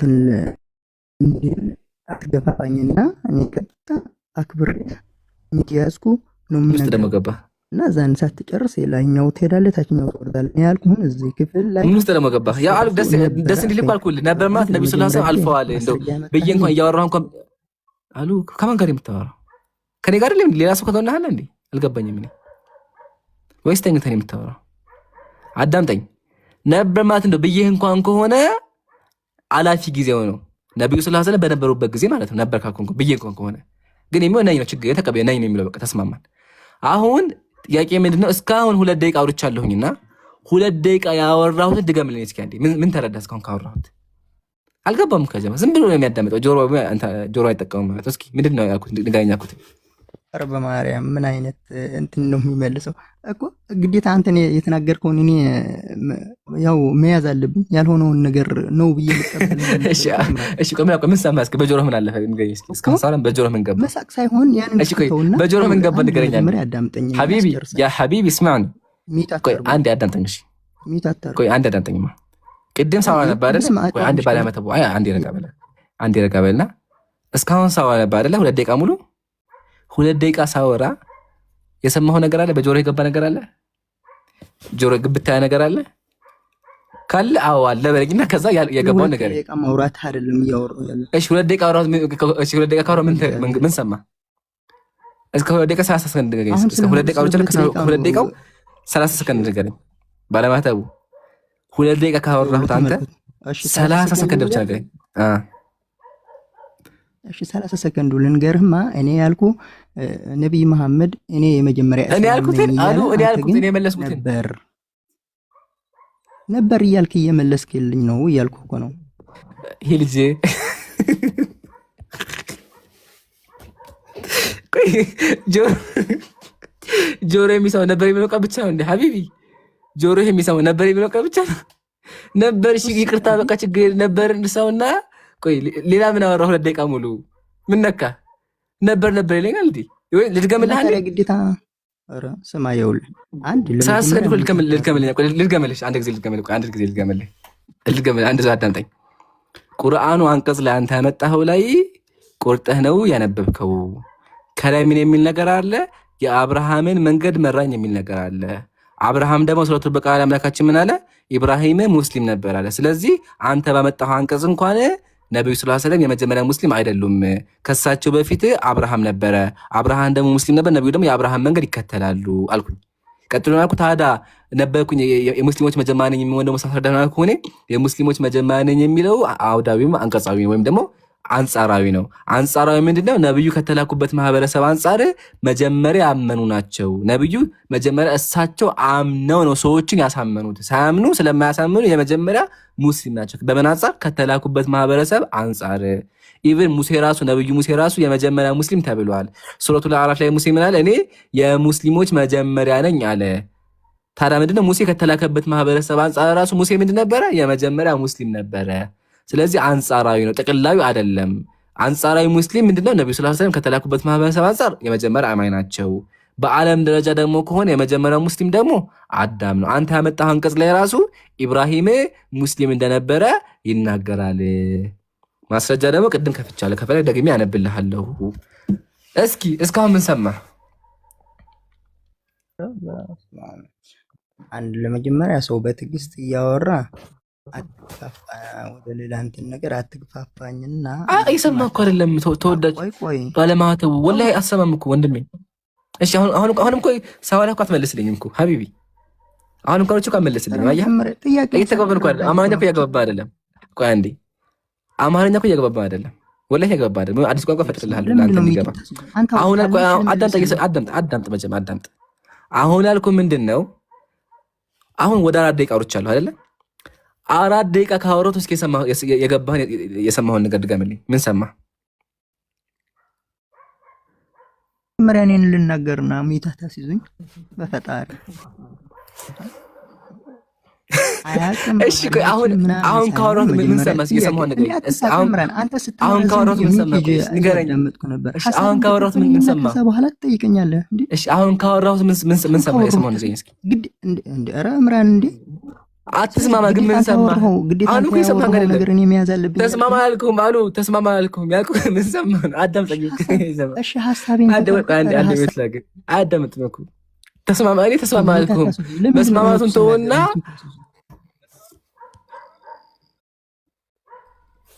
ለምንድን ነው ቆይማ አንድ ሰው እውነት ሲናገር ለምንድን ነው ባለማተቡ? ቆይ አንዴ ንጽጽር ነው አይደለም ታወራለህ ግን እየገባህ አይደለም እኮ አሉ። ወላሂ ተገባን እኮ አይደለም። አሁን ልገምልህ። አሁን ካወራኸው ምን ሰማህ? አሁን ካወራሁት ምን ሰማህ? አንተ ዩ ምን ሰማህ? እኔ ካወራሁ ዩ ምን ሰማህ? እኔ 4 ደቂቃ ማውራት አንተ ምን ሰማህ? አሁን አይመልስም። ዝም ብላችሁት ምን ሰማህ? ኧረ በማርያም አይመልስም። አንተ ላንተ ልመልስልህ ሳይሆን እኔ የጠየቅኩህን ሳትመልስ ምን ሰማህ አሉ። ምን ሰማህ? ያወራውን ነገር ገብቶኛል። እኔ 4 ደቂቃ ካወራሁት ምን ሰማህ? ሰምቻለሁና መጀመሪያ አንዴ እሺ ድገምልኝ። የሰማሁት ድገምልኝ። እስኪ ምን ሰማህ? ድገምልኝ የሰማሁት። እሺ የሰማሁት ድገምልኝ። ኧረ መጨረሻ ድገምልኝ። ምን አልኩኝ? እሱን እኮ መጀመሪያ የራሴን ጠይቄ እኮ ነው ወደ አንተ የምመጣው። እስኪ ቆይ ተረጋጋና እስኪ ሰው በስነ ስርዓት እያወራ በትዕግስት እያወራ ለምንድን ነው አንተ አስተማሪ ሆነህ ነው አይደል ቁጭ ያልከው? ጥያቄን ተቀበለኝ፣ በደንብ አድርገህ አዳምጠኝና ከዛ ወደ አንተ እመጣለሁ እያልኩ ነው። መጀመሪያ ጊዜ አንድ የጠየቅኩህን ጥያቄ እኔ እኮ ቀለል አድርጌልህ ነበር። አንተ ራስህ እያካበድከው ነው እንጂ ያለኸው ግዴታ እኔን አልሰማኸኝ። 4 ደቂቃ አውርቻለሁ። ስለ 4 ደቂቃ ስለ 10 ደቂቃ ማውራትህ ያንተን ሀሳብ መያዝ ያለ መያዝ ሳይሆን መያዝ ያለብህ አንተ እኔን የጠየቅኩህን ማስረዳት ነበር። ያስረዳኸኝ ነገር ደግሞ እኔ ልመልስልህ ከፈለግ የመጀመሪያ ጊዜ ከመሐመድ በፊት እስልምና ነበረ ብዬ አዎ አልከኝ። ያመጣህልኝ መረጃ ከምንድን ነው? ከቁርአን። ቁርአን ከመሐመድ በፊት ነበረ አልነበረም? እሺ ግን ከሷ መጣህልኝ። ተውሽ ተስማማሁ አልኩ። መሐመድ ደግሞ ራሱ ቃል በቃል ሱራ 6 ቁጥር 163 ደግሞ እኔ የመጀመሪያ እስላም ነኝ እያለ ነው። አንተ ደግሞ ነበር። ከዛ ደግሞ እንዴ ይሄ ነው ያልኩህ። እኔ ከየት ነበር የሚለውን ነገር ከየት አመጣው? እንዴት ልታስማማው ትችላለህ? ይሄን ነው ያልኩህ። እኔ ነኝ የሚለውን ነገር ከየት ነው የምታስማማው? እሺ አሁን ላውራ። እሺ አንደኛ አንተ የእርጋታ ችግር የለብህም። ረጋ ብለህ የምታወራው ሀሳብ ይሰማል። ችግሩ ግን ሰው የሚያወራውን አሰማም። እኔ 4 ደቂቃ ስለምን እንደሚያወራ አንጻራዊ እንደሆነ የመጀመሪያ ሙስሊም የሚለው መዛው ላይ መልሶ አለ። አንተ ቆርጠህ የሰጠሁን ያመጣው ስታመጣ ከመሃሉ ቆርጠህ ያመጣው ገንጥለህ ማለት ነው። ገንጥለህ ያመጣው እኔ ሙሉ አንብቤ እዛው አንቀጽ ላይ ያሱ አብርሃም ሙስሊም እንደነበረ ነብዩ አብርሃም መንገድ እንደሚከተል አዲስ መንገድ እንዳላመጣ አስተምርሃለሁ። ይሄን በሙሉ አውሮቼ ድገምልኝ ስለ አሰማ ያወራሁት በሙሉ አልገባም ነበር የምትሰማው ጆሮህ ነበር ብቻ የሚሰማው። ስለዚህ አሁን ደግሜ ልጠይቅህና እየሰማኸኝ ከሆነ ቅድም ካወራሁት 4 ደቂቃ ውስጥ ምን ሰማህ? 4 ደቂቃ ሳወራ እስኪ የሰማኸውን ነገር ድገምልኝ። እስኪ አሁን ምንድን ነው ያልኩት? እንደገና እንደመጀመሪያ እስኪ አሁን ምንድን ነው ያልኩት? እባክህ ጥያቄ የተጠየቀልኝ ሳልመልስ ነው ያው አንተ ያወራኸው ነገር ባለማተቡ ባለማተብ አሁን ምንድን ነው ያልኩት? መጀመሪያ ምንድን ነው ያልኩት? ንገረኝ። ምን ጠየቅኩህ? አሁን ይሄ ምን አይነት ከአንድ ኡስታዝ የተባለው እንደዛ አይነት ንግግር ይጠበቃል? ቆይ አሁን እሺ ቢላህ አለይክ አትቆጣ። ምን ብያለሁ? አሁን ያልኩህ እኮ አሁን ያልኩት ምንድን ነው? የተቆጣ ያለ አማርኛ አይ በቃ ከዚህ ላይ ድርቀት ነው። እሺ እንደሚበቃታችሁን አታማር። ሱብሃንአላህ ይሄ ወላሂ የልብ ድርቀት ይባላል። እያስረዳሁ አማርኛ አይገባም። ቆይ ምን ላድርገው? እሺ ምን ላድርገው? አዳመጥኩ አይደል እንዴ ወገኔ ምን ነካ? ቢላህ አለይክ ሌላ ጊዜ ማለት ነው በቃ እኛን ትሆንና በቃ እንዲሆነ ሰው ጋር ለመግባት ሞክር። ሰው ጋር መግባት ካልቻልክ አንድ ሲሉ 5 የምትል ከሆነ ሰላም ሲሉ ቻው የምትል ከሆነ ይሄ በቃ ጤንነት አይደለም። ወላሂ ጤንነት አይደለም። በቃ ሌላ ጊዜ መማር አለብህ። ምን አልኩለዋለሁ? ሌላ ወሬ ነው የሚያወራኝ። ስለዚህ ሌላ ጊዜ ጆሮ ኢምቤኮ ና። እሺ ኸይር። እሺ ሰው ጥፋተኛ ነው። ሰላም ነህ? እንዴት ነህ ወገናችን? ሰላም ብያለሁ። ሰላሙን አላ መን ተቢዐል ሁዳ። ከየት ቤተ እምነት ነው ወገናችን? ከኦርቶዶክስ ተዋህዶ። ከኦርቶዶክስ ተዋህዶ። ስማኝማ በጣም ከባድ ጥያቄ ነበር። ጥያቄ የፈጠረብኝ ነገር እሺ፣ በጣም ጥያቄ የፈጠረብኝ ነገር ሰው እንደው አምላክ እግዚአብሔር ጠላና ጠጅ ይጠጣል እንዴ? አቤት አምላክ እግዚአብሔር ጠላና ጠጅ ይጠጣል?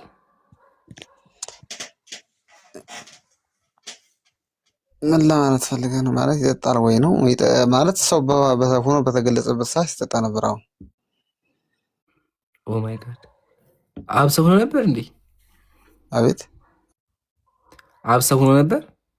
እና እምነታችን እኮ እንደዛ ነው። አታውቅም እንዴ? ወልድ ነው የሚለው አብ ሳይሆን ወልድ።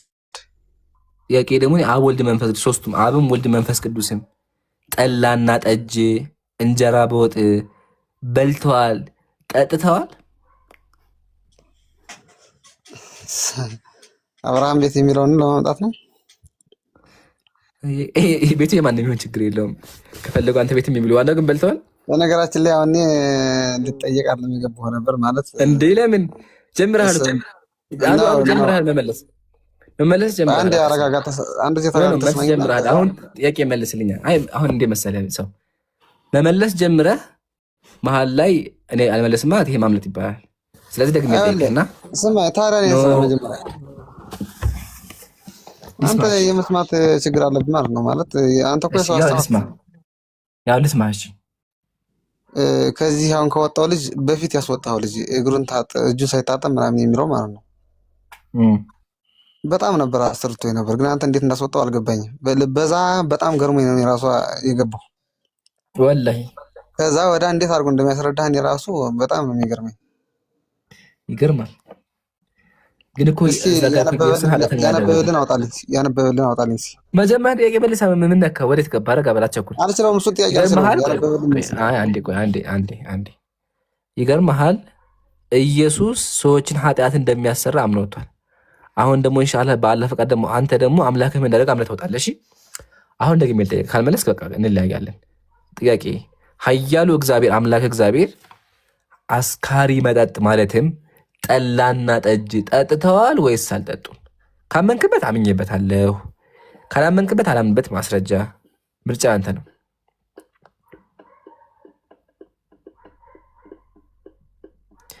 አጀማ መሲ ያስገቡ ሞዴሬተሮች መሲ መታለች።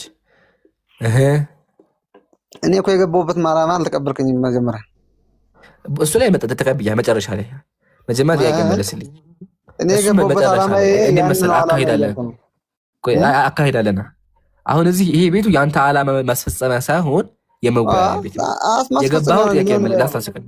አይሆን እንደዛ ከሆነ ሌላ ጊዜ ኢንሻአላህ እሺ አሁን ማለት ተረዳኝ እንጂ ለምን ነው ያን ጥያቄ ያበላሸው? ልጁን ያባረርከው ለምንድን ነው? ጥሩ ያመጣልን መለስኩልህ እኮ ልጁ ነው እኮ አንተ እኮ ይኸውልህ ልጁ አምኖ ነው የወጣው አሉ አምኖ ነው የወጣው። ረስተው ይሆናል እንጂ ኢየሱስ ሰዎች ለምን ያማያምነው አስወጣ እኮ እሺ አንተ መጀመሪያ አምላክ እሺ በቃ እሺ አላምንም በቃ እሺ ችግር የለም ይቅር። አሁን ጥያቄ ትመልስልኛለህ? መልሳለህ?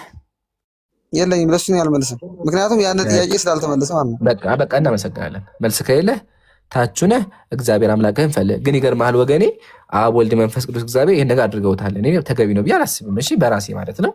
አንተ ከተቀበለው ተቀበልከው። ግን እግዚአብሔር ጠላ ጋር ምን ያደርጋል? እኔ አላውቅም። ይቅርብኝ። እሺ ቀጣይ የእኔ ጸባኤ ሰላም ብያለሁ። ስማቸው ዛሬ ማሻአላህ ነው። ሰላም እንዴት ነህ? ሰላሙን አላ መን ተቢዐል ሁዳ። ከየት ቤተ እምነት ነህ? ክርስቲያን ነኝ። ኦርቶዶክስ። ኦርቶዶክስ? አዎ ክርስቲያን። እሺ ጥያቄ ነበረኝ። ቆይ እኔ አንተ አሁን ሰዎችን ታሰልማለህ አይደል? ሰዎችን ታሰልማለህ። መጀመሪያ ጥያቄ ነበረ እሱ ላይ እመጣለሁ። ቆይ አይ ማለት አሁን እኔ ክርስቲያን ነኝ ኦርቶዶክስ ነኝ። ስለዚህ አንተ አሁን የካፊርም ሆነ ምንም ማስለም ትችላለህ አይደል? ስለዚህ አንድ ሰው መስለም የሚችለው ጥያቄ ጠይቆ የሚጠይቀውን ጥያቄ ጠይቆ ነው። ከዛ በኋላ ግልጽ ሲሆንልህ ነው አይደል? እሺ ስለዚህ እኔ አሁን ቅጥቅር ያለኝን ጥያቄ ጠይቃለሁ። እንደገና ደግሞ እኔ መልስ ጥያቄ ልጠይቅ ነው። መልስ የለህም? አታውቅም ስለ ክርስትና? እኔ ዲያቆን ወይም ቄስ አይደለሁም ማለት እኔ በቃ ችግር የለውም። ጥያቄዎችን ልመልስልህ። እሺ መጀመሪያ እኛ እዚህ ጋር የምናደርገው ምንድን ነው? ህዝበ ክርስቲያኑ ቄሶቹ ሚወት አድርጎ እስኪ ቄሶቹ የደበቁትን ነገር ለህዝቡ ማስተማር ነው። ቄሶቹ ብዙ ነገር ደብቀዋችኋል። እሱን ነገር እያጋለጥን ያለን አልሐምዱሊላህ። ግን አንተ እሱ ላይ አላወራም፣ ቄሶቹ የደበቁ ነገር አላወራም፣ ስለ እስልምና ማወቅ እፈልጋለሁ ካልክ ችግር የለውም፣ ጥያቄዎችን ማቅረብ ትችላለህ። እሺ እኔ ጥያቄው እኔ አንድ ካፊር ነኝ። ስለዚህ ስለ እስልምና ሃይማኖት ማወቅ እፈልጋለሁ። ማወቀው ከዚያ ጠይቄ ነው ደግሞ ያን ማውቀው እንጂ ዝም ብዬ አላውቅም። ስለዚህ ጠይቄ የምጠይቅህን ጥያቄ ትመልስልኛለህ ማለት ነው። ግልጽ ሰውልኝ። ከዛ በኋላ ነው ውሳኔው።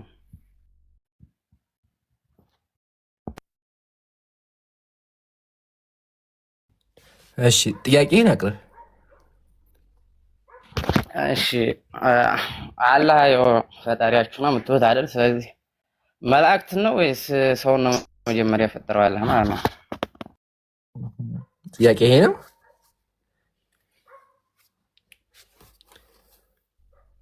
የት ገባ? ጨረስክ? ከመጀመሪያው ልጀምር ብዬ ነው ማለቴ ከታች ገብቼ ላይ ተሞ ከመጀመሪያው ጀምሬ ጠይቅ ብዬ ነው። የመጀመሪያ መልስ ችግር የለም። የመጀመሪያ መልስ አላህ መጀመሪያ የፈጠረው መላእክትን ነው። ማስረጃ ሱረቱል በቀራ ሁለተኛው ፔጅ ላይ አምላካችን ምን አለ? ወኢዝ ቃለ ረቡከ ሊልመላኢከቲ ኢኒ ጃኢሉን ፊል አርዲ ኸሊፋ። አላህም ለመላእክት ባለ ጊዜ አስታውስ እኔ በምድር ላይ ምትክ አደርጋለሁኝ አለ። ስለዚህ አዳምን ፈጠረ። ስለዚህ አምላካችን ለመላእክቶች ስለ አደም መፈጠር ነግሯቸዋል። በተዘዋዋሪ አደም ከመፈጠሩ በፊት መላእኮች ነበሩ። which means መልአክ ከአዳም በፊት ተፈጥረዋል። 4 ነጥብ። አሁን ደግሞ ልጠይቅህ መልስ ካለ ጥያቄ መልአክ እግዚአብሔርን ይሸከማሉ ወይስ አይሸከሙም? አንደኛ። ሁለተኛ መልአክ በክርስትና ይመለካሉ ወይስ አይመለኩም? እንደማየው ከሆነ ግን ስዕላቸው ተስለው ይመለካሉ፣ ይሰገድላቸዋል።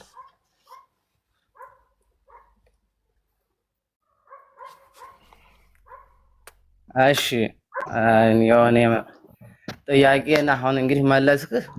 ስለዚህ መላእክቶችን ፈጠራለህ ከሰው ዘር ወይም ከአዳም ግንኙነት የላቸውም ማለት ነው። መላእክት ፍጹም የተለዩ ናቸው ከሰው ዘር። ትክክል። በእስልምናው አስተምሮ መልአኮች እንደሰው አይደሉም፣ ማለትም ነፃ ፍቃድ የላቸውም። አምላካችን ደግሞ ቁርአን ላይ ያሱን አላህ ማያመሩሁም አለ። መልአኮች አላህን ማመጽ አይችሉም ማለት። ስለዚህ መልአኮች ነፃ ፍቃድ የላቸውም። ስራቸው ዩሰቢሑን አላህ አሁን በቃ ስራቸው አላህን ማመስገን ብቻ ነው። ስለዚህ አላህን እያመሰገኑ የአላህን ቃል የፈጸሙ የሚኖሩ ፍጥሮች ናቸው። የሰው ልጅ ደግሞ ሰው ነው፣ የተሰራውም ከአፈር ነው። ፕላስ ደግሞ ነፃ ፍቃድ አለው። መላኮች ደግሞ የተፈጠሩት ከብርሃን ነው። መኖራቸውም ደግሞ ሰማይ ነው።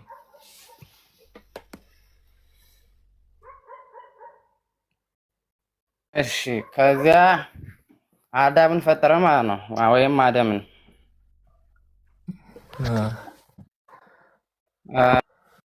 የፈጠረው ፈጥሮ በምን ውስጥ ነው ያኖረው አዳምን?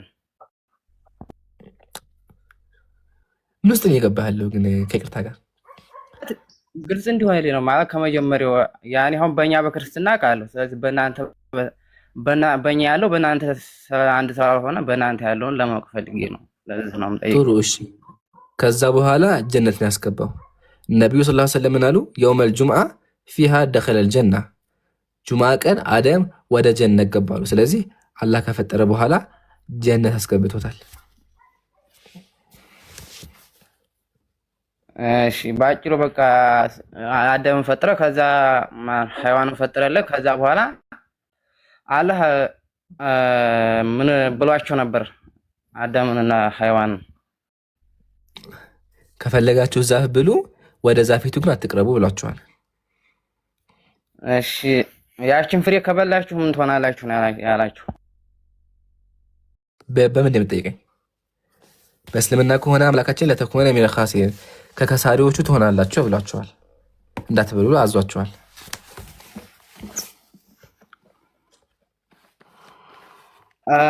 ከበላችሁስ ምን ትሆናላችሁ? ግልጽ እንዲሆን ማለት ለማወቅ ከከሳሪዎቹ ትሆናላችሁ። ኃጢአት ማለት ነው። ትከስራላችሁ ተዋላችሁ።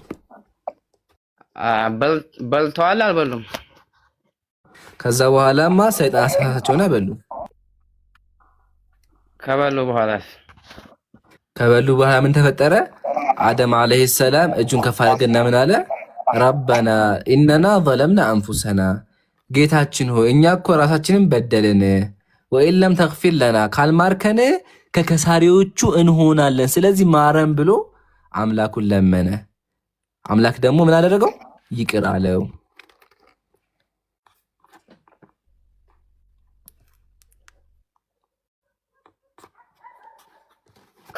ከሳሪዎቹ እነማን ናቸው?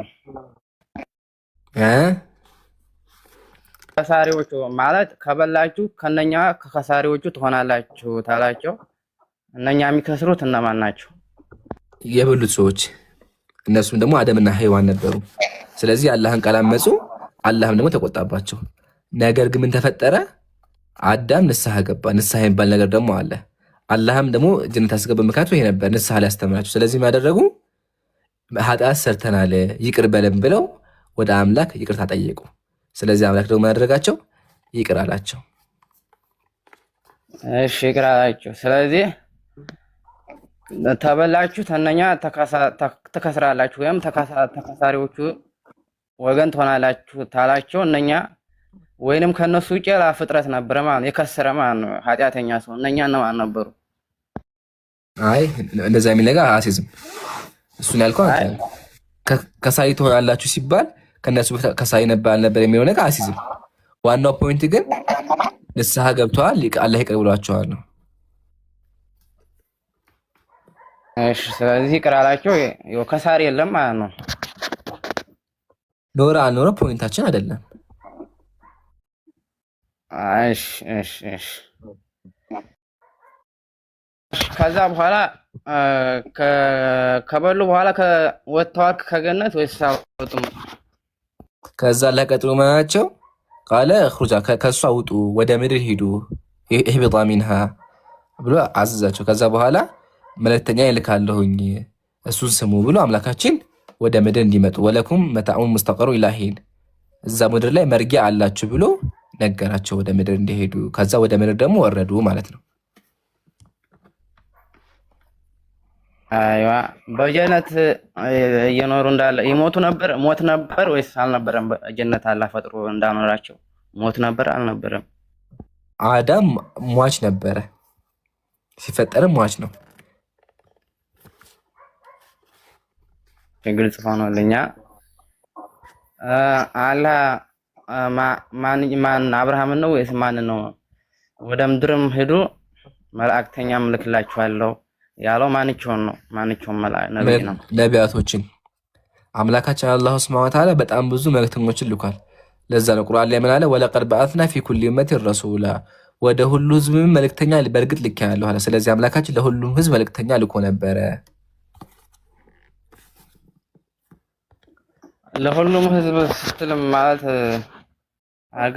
ለሁሉም ስትል አልገባኝም። በየህዝቡ ባለፉት ህዝቦች በሙሉ ነብይ ልኮ ነበረ። አይዋ እሺ አዳምና ሐዋ አደም በቃ አደም ቤት ግን ከይቅርታ ጋር በቃ ይበቃሃል። አይ ቲንክ እያደረክ ያለው ሙከራ ነው። ሙከራ ምንድን ነው? ጥያቄ ትጠይቃለህ፣ ከዛ ሲመለስ እያደረክ ትቀያል። እንደዛ። ስለዚህ ለዛሬ ይበቃሃል። የዛሬውን በደንብ አብሰልስለውና በዛ ነገ ደግሞ ትጠይቃለህ ተጨማሪ ጥያቄዎች። እሺ ማለት እኔ እኮ የምሰማው እኮ መጀመሪያ ግልጽ ሲሆንልኝ ነው አይደል? ዝም ብዬ እኮ አልሰማም። ግን እንደ መሰለህ አሁን ምሳሌ አንድ ሙሉ ባህር ቢኖር ያንን ባህር ባንዴ ጠጣ አይልህም። ቀስ በቀስ ነው። ዛሬ ብዙ ነገር ተምረሃል፣ ተመልሶልኛ ብለሃል። ነገ ደግሞ ትመጣለህ እንጂ በአንዴማ አይሆንም። በአንዴ አልግትህም። እኔም ለምን በአንዴ ከሆነ ትረሳለህ። ስለዚህ ዛሬ በደንብ ተምረሃል፣ ነገ ደግሞ ትመጣለህ ኢንሻአላህ። እሺ አንድ ጥያቄ አለ ግን መጨረሻ ላይ እቺ ጥያቄ እሺ ፈቅጄልሃለሁ። ነብዩ መሐመድ ነብይ ከመሆኑ በፊት ወይም እናትና አባቶቹ ምን ነበር እምነታቸው? እምነታቸው ምንድን ነው? ማተር ያደርጋል። ነብዩ መሐመድ ነብይ ከመሆናቸው በፊት እናትና አባቱ ምን ነበር እምነታቸው? እምነታቸው ምን እንደሆነ ማተር ያደርጋል። ማወቃችን የሚቀይረው የሚፈይረው ነገር አለ ማለት ያ ሰው አሁን ግልጽ እንዲሆን ነብይ ማለት አሁን ፍጹም ከፈጣሪ ጋር ግንኙነት ያለው ሰው ነው። ስለዚህ ያ ሰው ደግሞ ግድ መታወቅ አለበት። ዝም ብሎ ነብይ ነው ብዬ አንድ ሰው መቀበል አለመቀበል ግን ቤተሰቦቹ ምሳሌ ቤተሰቦቹ ትክክለኛ መንገድ ላይ አይደሉም ማለት ቤተሰቦቹ ትክክለኛ መንገድ ላይ አልነበሩም ማለት እሱ ውሸታም አያደርገውም። ምሳሌ አብርሃም ቤተሰቦቹ ጣዖት ቀራጭ ነበሩ። በክርስትና በእስልምና ጣዖት የሚቀርጹ ነበሩ። የነብዩ ሙሴም እንደዛው።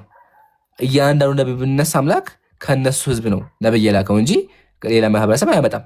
ለምን? ሰዎች ውስጥ ላይ ነበሩ። እንዲሁም ነብዩ ሰለላሁ ዐለይሂ ወሰለም ቤተሰቦቻቸው ጣዖት አምልኮ ነበሩ። በእስልምና እኮ እንደዚህ የለም ጣዖት የሚባል። ምክንያቱም እስልምና ሃይማኖት ስለሆነ የመጀመሪያው ከእስልምና በኋላ ስለሆነ ጣዖትም ክርስትናም ሁሉም የመጣው በዛን ጊዜ የለም ጣዖት ስለሌለ እንዴት እንደዚህ ትችላለህ? ግን የነብዩ ሰለላሁ ዐለይሂ ወሰለም ቤተሰብ ነበሩት እኮ ከጊዜ በኋላ ነው። እስልምና መጀመሪያ ነበረ። ከዛ ምን ተፈጠረ? ሰዎች ከጊዜ በኋላ ጣዖት ማምለክ ጀመሩ። ከጣዖት አምላኪዎቹ መካከል ደግሞ አረቦች ነበሩ። ስለዚህ ጣዖት ያመልኩ ነበረ። ነብዩ ሰለላሁ ዐለይሂ ወሰለም ደግሞ መጥተው ጣዖት አምልኮ አስቆሞ አንዱን አምላክ የአብርሃምን አምላክ እንዲያመልኩ አደረጓቸው። ማለት መጀመሪያ አንተ በእነ አብርሃምም ጊዜ ጣዖት መለኮትም ነበር ብለህ ነበር። አይ ጣዖት አምላኪያንማ ነበሩ። አይ ስለዚህ በእስልምና እኮ ታዲያ የለም እስልምና ነው ያለው በዛን ጊዜ። ከእስልምና በኋላ አንድ ነገር አይደለም። ይሄ ፋላሲ ይባላል። አንድ ነገር ሁለት ነገር በአንዴ ሊሆን ይችላል። ምሳሌ ምድር ላይ 45,000 ክርስቲያኖች አሉ። 45,000 በአንድ ጊዜ አሉ። ያንተ ሎጂክ ምንድነው? ኦርቶዶክስ አሁን ላይ ካለ ጴንጤ የለም ያልክ ነው ያለው። አየህ፣ ኦርቶዶክስ አሁን ምድር ላይ ካሉ ጴንጤዎች የሉም፣ ሙስሊሞች ምድር ላይ ካሉ ክርስቲያኖች የሉም ያልክ ነው ያለው። በአብርሃም ጊዜ ሙስሊሞች ነበሩ፣ አብርሃም ሙስሊም ነበረ፣ ግን ጣዖት አምላኪያን ነበሩ። ለዛ ነው አላህ አብርሃምን ነብይ አድርጎ ልኮ ጣዖት አምላኪያን አስቆማቸው። እኔ ያልኩ በእኛ ሳይሆን በእናንተ በእኛ ሆን እንዳንተ እንዳሆነ በእኛ ሆን ክርስቲያኖችና አይሁዶች ነበሩ። የመጀመሪያ እንግዲህ ሃይማኖት ክርስትናና አይሁድ ነው። ክርስቲያኖችና አይሁዶች ጣዖት አምልኳ ወይስ አላመለኩም? እንዲህ ግልጽ እስራኤላውያን አይሁዶች አይደሉ እንዴ? ጣዖት አምላኪዎች አይደሉ እንዴ? በቃ ጣዖት አምላኪዎች ነበሩ። ማሻአላህ። ስለዚህ መጀመሪያ የነበረው ጣዖት አምልኮ ነው ወይስ ደግሞ አይሁዳዊ ነበር መጀመሪያ የነበረው ወይም ክርስትና? እኔም ነገር በእናንተ ሳይሆን በእኛ ነው። በእኛ ሆን በእኛ በመጽሐፍ ቅዱስ በእናንተ ነገረኝ። በመጀመሪያ እንግዲህ በመጀመሪያ ከክርስትና በፊት አይሁዳውያኖች ነበሩ። ያው አንድ እግዚአብሔር አለ ብለው የሚያምኑ እሺ ከአይሁዳውያን በፊት ጣዖት አምልኮ ነበር አልነበረም? አይሁዳውያኖች የሚያምኑት በሙሴ አብርሃም ጥያቄን አዳምጠኛ እንዴ። እሱን አልጠየኩም። ጥያቄ ከአይሁዳውያን በፊት ጣዖት አምላኪያን ነበሩ ወይስ አልነበሩም? እንዴ አለ እንጂ ጣዖት። በቃ አመሰግናለሁ። አሁን የራስህን ያዝና ወደዛ ሂድ። በቃ ወደዛ አድርገውና ወደ እስልምና ተመለስ። ወደ እስልምና እንመለስና እስልምና ከድሮ ጀምሮ ነበር ብያለሁ። ከአዳም ጀምሮ እስልምና ነበረ፣ ግን ጣዖት አምላኪያንም ነበሩ። እስልምናና ክርስትና ያገናኘው ምክንያቱም የተለያየ እምነታቸው የተለያየ ለዛ እኮ ክርስትና ይዘው ወደዛ ሄደ። አንዴ ክርስትና ያዘውና እዛው ለምን ክርስትና ላይ ከአይሁዳውያን በፊት ጣዖት አምልኮ እንዳለ አምናሃል። አሁን እስልምና ላይ ተመለስና እስልምና መልሼልሃለሁ። ከአዳም ጀምሮ ሙስሊሞች ነበሩ፣ ግን ጣዖት አምላኪያን ነበሩ። እዚህ ጋር አልገባህም? እኔ ግልጽ ያልሆነልኝ መሰለህ። እኔ እስከዛሬ እንግዲህ ነው ሲያስተምሩ የምሰማው እስልምና የመጀመሪያው ሃይማኖት ነው። ከዛ በኋላ ነው ጣዖትም ክርስትና የመጣው። በዚህ ነው እኔ የማምነው እንጂ አንተ ደግሞ እንደገና መለሰህና እና ባና አብርሃም ጊዜ ጣዖት መለኮት ነበር አልክ። እንዴት ታሪክ ጋር አብርሃም የመጀመሪያው ሰው አልነበረም። የመጀመሪያው ሙስሊም አዳም ነበረ። ስለዚህ እስልምና ከመጀመሪያው ጀምሮ የነበረ ነው። አብርሃም ከጊዜ በኋላ የመጣ ሰው ነው። አብርሃም ስቲል ሙስሊም ነበረ፣ ግን በአብርሃም ጊዜ ጣዖት አምላኪያን ነበሩ። እሺ ጣዖት አምላክ ማለት የምትለው እንግዲህ እኛ ነው ክርስቲያኖችን ነው አይደለም? ያው ክርስቲያኖንም ሁሉንም። እናንተማ በአብርሃም ጊዜ አልነበራችሁ። እናንተ የመጣችሁ በቅርቡ ነው። በዚህ በአያቴ ጊዜ የመጣችሁት። አሁን ነው ብቅ ያልከው አንተ። ዞሮ እናንተ የምትሉት ያው በሰው የምታምኑ ያው እንደ ጣዖት ነው በእናንተ በእስልምና አይደለም። አሁን ጥያቄ አንተማ አምላክ ያው ይሄን እኮ የምታመልከው አይደል እንዴ? ያው እኮ ነው። ለማንኛውም በቃ እንትን ነው አሰፋ። አሁን የአብርሃም መስበት ደግሞ ወደ ራሱ መጣ። ደግሞ ወደ ራሱ መጥቶ ክርስትና ላይ በቃ ይበቃል። እሺ ወገናችን ብዙ ነገር ተምረሃል። አላህ ሂዳየት ዱአ እናደርግልሃለን። ግን ጥያቄያችን ምንድነው? ይሄን አምላክ አምልክ ወጥተህ አንዱን አምላክ አምልክ። ጣዖት አምላኪያንም እንደዚህ ነበር እየሰው ጣዖት የሚያመልኩት። እናንተም እያደረጋችሁ ያላችሁት ይሄን ነው። አላህ ሂዳየት